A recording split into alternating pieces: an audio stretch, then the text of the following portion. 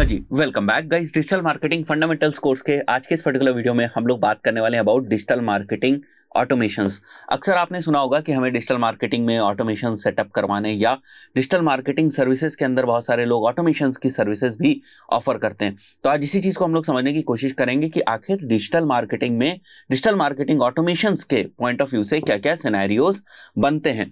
तो गाइस बहुत ही फंडामेंटल वे में समझने की कोशिश करेंगे हम लोग। देखिए, जब भी हम ऑटोमेशन की बात करते हैं, ऑटोमेशन का सीधा सा मतलब ये होता है कि जो बहुत सारे हमारे मोनोटोनस काम हैं, जो हम रिपीटेटिव टास्क जो बार बार करते रहते हैं और जिसमें मेरे एफर्ट्स या रिसोर्सेज जो है वो लगती हैं, उन टास्क को अगर हम ऑटोमेट कर सकते हैं किन्हीं टूल्स की मदद से, तो उन टास्क को हम लोग प्रायोरिटी के बेसिस पर ऑटोमेट करें ताकि हमारी जो एक्स्ट्रा रिसोर्सेज है वो वहां पर वेस्ट ना हो। This is the fundamental meaning of automation. और अगर आप किसी भी फील्ड में बेसिकली ऑटोमेशन की बात करेंगे तो उसका मतलब यही होता है। जब हम डिजिटल मार्केटिंग ऑटोमेशंस की बात करते हैं और हमें कुछ एग्जांपल्स जो है वो पता चल जाते हैं कि भाई ये डिफरेंट डिफरेंट एग्जांपल्स हैं ऑटोमेशन के, तो हमें और ज्यादा चीजें समझ में आने लगती हैं कि आखिर डिजिटल मार्केटिंग ऑटोमेशन का क्या मतलब है।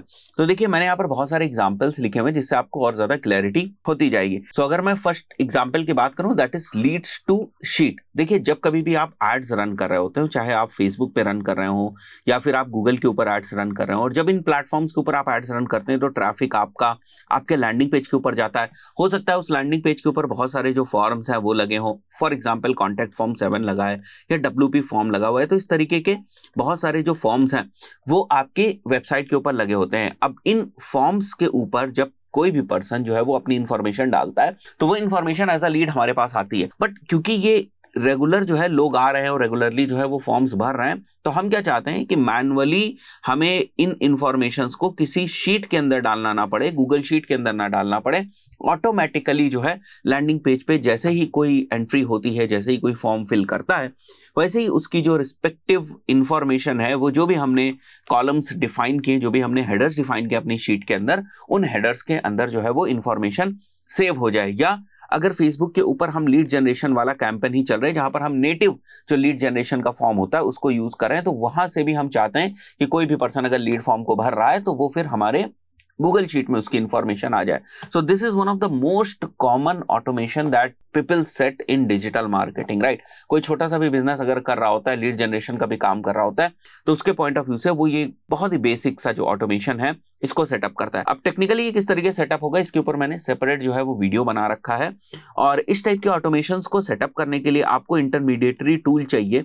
जैसे Pabbly is one of them, वैसे बहुत सारे डिफरेंट डिफरेंट टूल्स हैं, but Pabbly is one of them. Pabbly का मैं यहाँ पर इसलिए मेंशन कर रहा हूँ क्योंकि इसके ऊपर मैंने 8-10 वीडियोस का एक कंप्लीट जो है वो कोर्स बनाया हुआ है। उसकी प्लेलिस्ट का भी लिंक मैं आपको दे दूंगा। तो इनकेस अगर आपको टेक्निकली इन सभी चीजों को समझना है, फिर वो वाले जो कोर्सेस हैं, ट्यूटोरियल्स हैं, वो आपको देखने पड़ेंगे। तो सबसे basic form of automation digital marketing के अंदर यही वाला होता है, पहले वाला। सेकंड जो हमारा टाइप ऑफ ऑटोमेशन है वो भी काफी कॉमन ऑटोमेशन। उसमें ये होता है कि जैसे फॉर एग्जांपल आप कोई कोर्स सेल कर रहे हैं या आप कोई प्रोडक्ट सेल कर रहे हैं या आप कोई ई बुक सेल कर रहे हैं, अपने लैंडिंग पेज की मदद से आप इस चीज को सेल कर रहे हैं। अब कोई पर्सन आपके लैंडिंग पेज के ऊपर आता है, वो उस चीज को वहां से परचेज करता है और उसके बाद वहां पर वो पेमेंट जो है वो फैसिलिटेट करता है। जो आपका पेमेंट होगा वो किसी ना किसी पेमेंट गेटवे के थ्रू फैसिलिटेटेड होगा। जैसे रेजर पे के थ्रू हो सकता है, इंस्टा मोजो के थ्रू हो सकता है, पेयू मनी के थ्रू हो सकता है, पेटीएम बिजनेस के थ्रू हो सकता है। ऐसे बहुत सारे जो है पेमेंट गेटवेज हैं, किसी भी एक पेमेंट गेटवे के थ्रू ये प्रोसेस जो है वो फैसिलिटेट हो सकती है। अब अगर आप ये चाहते हैं कि किसी भी पर्सन ने जो है वो पेमेंट किया हुआ है, एक तो उसकी इंफॉर्मेशन जो है वो मुझे गूगल शीट में मिल जाए, क्योंकि बाद में आपको जरूरत होती है कि आपके जो कस्टमर्स कौन से हैं और उनकी जो एक इंफॉर्मेशन है वो आपके पास होनी चाहिए। तो गूगल शीट में आपने ले लिया। अब जब ये वाला पर्सन ने पेमेंट किया था तो उसने अपना ईमेल भी मेंशन किया हुआ था। अब आप चाहते हैं कि इस ईमेल की मदद से ना मेरे पास एक CRM है, उसके अंदर एक कॉन्टेक्ट क्रिएट हो जाए। मान के यहाँ पर ये चल रहे हैं कि ये कोई कोर्स था, तो जो उसका यूजर नेम और पासवर्ड है उसको ईमेल के थ्रू मिल जाए। तो this is another kind of automation. अब क्योंकि ये काम रेगुलरली हो रहा है तो आप मैनुअली ना एक एक बंदे को जाकर पासवर्ड्स नहीं दोगे। तो ये सारी चीजें जो है वो ऑटोमेशन की मदद से सेटअप करी जाती है। कुछ बेहतर एग्जांपल्स हैं ये ऑटोमेशन के इस्तेमाल के डिजिटल मार्केटिंग के फील्ड में।